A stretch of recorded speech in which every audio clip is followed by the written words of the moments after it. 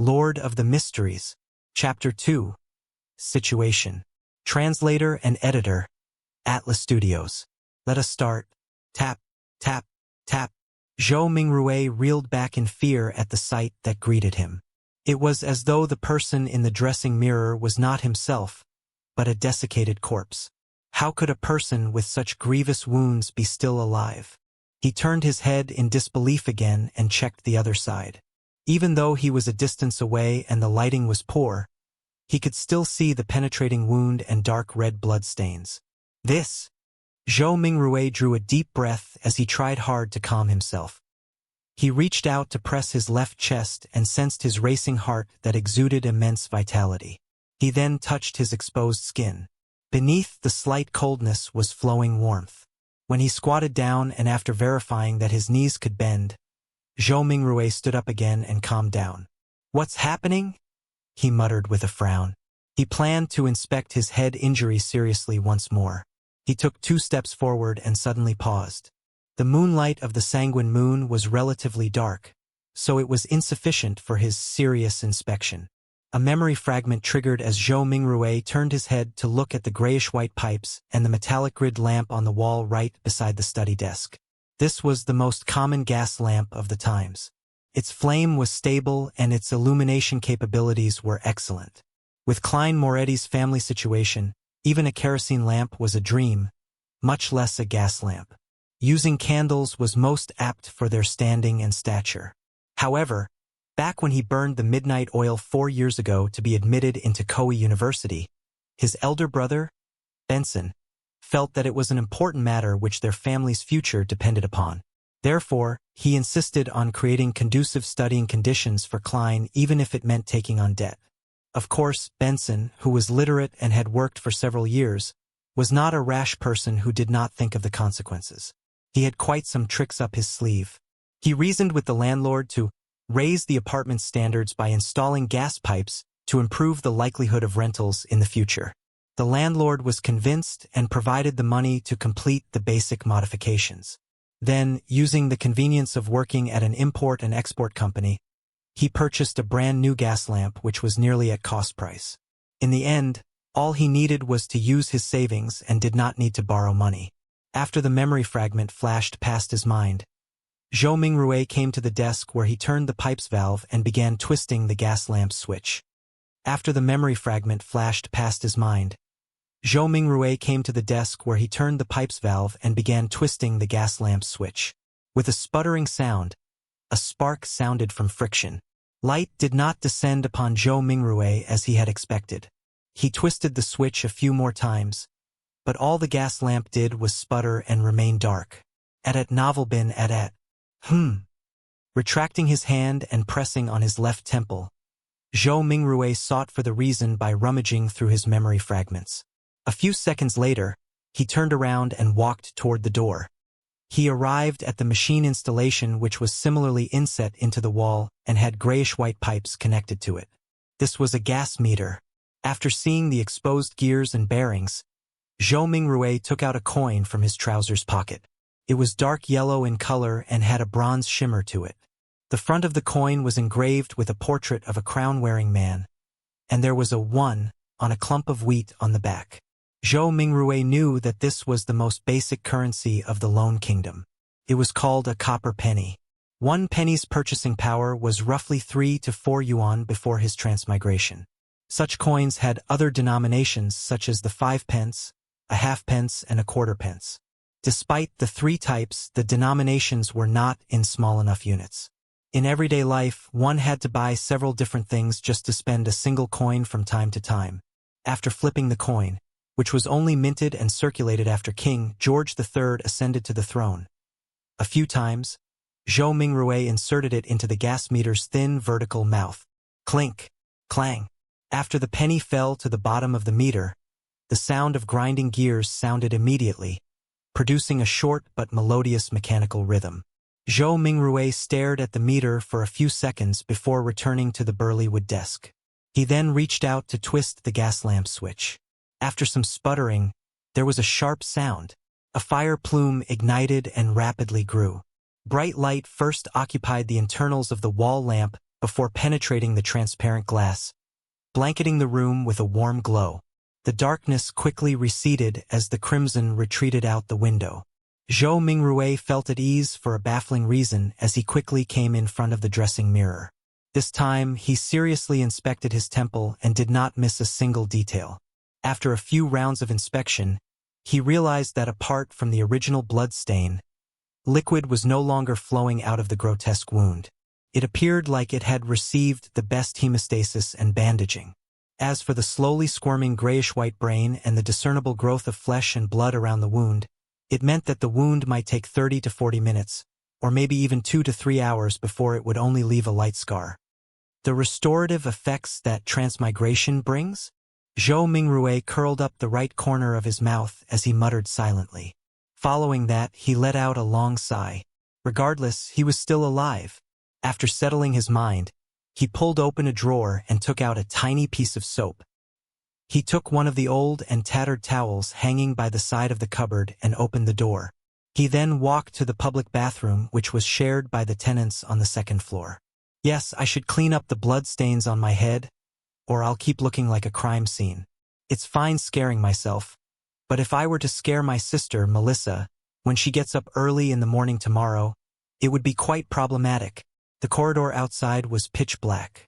Silhouettes were barely accentuated by the crimson moonlight from the window at the end of the corridor. They looked like a pair of monster eyes that silently observed the living late into the night. Zhou Mingrui lightened his footsteps as he walked towards the communal bathroom with a shuddering fear. When he entered, there was even more moonlight, allowing him to see everything clearly. Zhou Mingrui stood in front of a wash basin and turned the tap's knob. Upon hearing the gushing sound of water, he suddenly recalled his landlord, Mr. Frankie. As water was included in the rent, this short and thin gentleman who wore a top hat, a vest, and a black suit always inspected the bathroom actively to take note of any sounds of flowing water. If the water gushed too loudly, Mr. Frankie would ignore all of his gentlemanly traits by flailing his walking stick and striking the bathroom's door, shouting things like, "Darn thief. Wastage is a shameless matter. I'll remember you. If I see this happen another time, scram along with your filthy luggage. Mark my words, this is the most value-for-money apartment in Tianjin City. You will not find a more kindly landlord anywhere else." Putting away those thoughts, Zhou Mingrui used a moist towel to clean the blood stains from his face again and again. After checking himself using the rundown mirror in the bathroom and verifying that all that was left were a hideous wound and a pale face, did Zhou Mingrui relax. Then, he took off his linen shirt and used a bar of soap to wash away the bloodstains.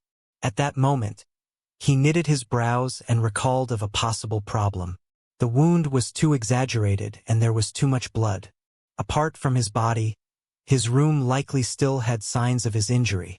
After Zhou Mingrui was done with his linen shirt a few minutes later, he briskly returned to his apartment with a moist towel. He first wiped the blood handprint on the desk and then, using the gas lamp's illumination, sought out spots which he missed out. He immediately discovered that quite a substantial amount of blood had splattered onto the floor beneath the desk, and there was a yellow bullet to the left side of the wall.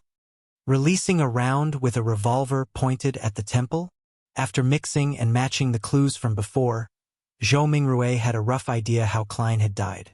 He was in no hurry to verify his guess. Instead, he seriously wiped away the bloodstains and cleaned up the scene. Following that, he took the bullet and returned to the side of his desk. He opened the revolver cylinder and poured out the rounds inside. A total of 5 rounds and a cartridge shell all had a brass luster to them. Indeed! Zhou Mingrui looked at the empty cartridge shell in front of him and stuffed the rounds back into the cylinder while nodding. He shifted his gaze to the left and it landed on the notebook's words, "Everyone will die, including me." Following that, even more questions arose in him. Where did the gun come from? Was it suicide or a fake suicide? What kind of trouble could a history graduate of humble origins get himself into? Why would such a suicide method only leave behind so little blood? Was it because I transmigrated in a timely manner and it came with healing benefits? After pondering for a moment, Zhou Mingrui changed into another linen shirt. He sat on the chair and began pondering over more important matters. Klein's experience was still not something he needed to concern himself with. The true problem was to figure out the reason for his transmigration and if he could return. His parents, relatives, best buddies, and friends. The fascinating world of the internet and all sorts of delicious delicacies. These were reasons that prompted his desire to return. Click, click, click. Zhou Mingrui's right hand was subconsciously pulling out the revolver cylinder and slamming it back into place. Again and again. Yeah, there has not been much difference for me between this period of time and the past. I was just a little unlucky, but why would I transmigrate for no baffling reason? Bad luck? Yes, I tried a luck enhancement ritual before dinner today. A thought flashed in Zhou Mingrui's mind, illuminating the memories which were concealed by a fog of confusion.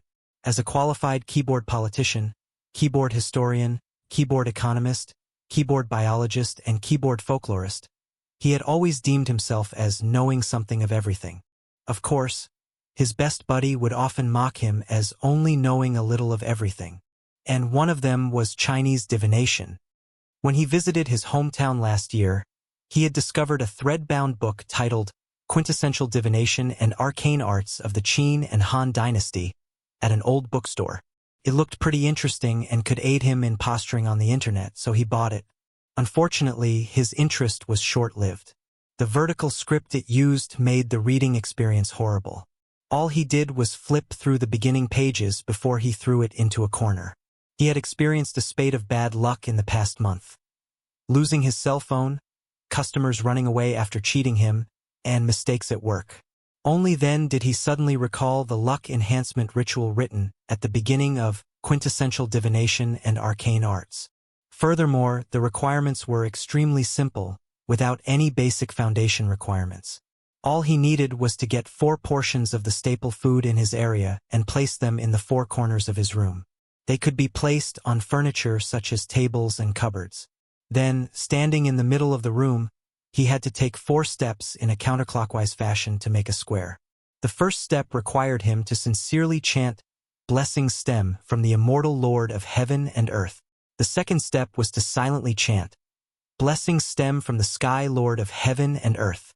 The third step was, "Blessing stem from the exalted the arch of heaven and earth." And the fourth step was, "Blessing stem from the celestial worthy of heaven and earth." After the 4 steps were taken, he needed to close his eyes and wait 5 minutes in his original spot. Only then would the ritual be considered complete. Since it did not cost him any money, he found the book, followed what was stipulated, and did it before dinner. However, nothing happened back then. Who would have guessed that he would actually transmigrate in the middle of the night? Transmigration. There is a distinct possibility that it's due to that luck enhancement ritual. Yes, I should give it a try here tomorrow. If it's really because of that, I stand a chance of transmigrating back. Zhou Mingrui stopped flicking the revolver cylinder and suddenly sat straight up. Regardless, he had to give it a try. He had to attempt a Hail Mary.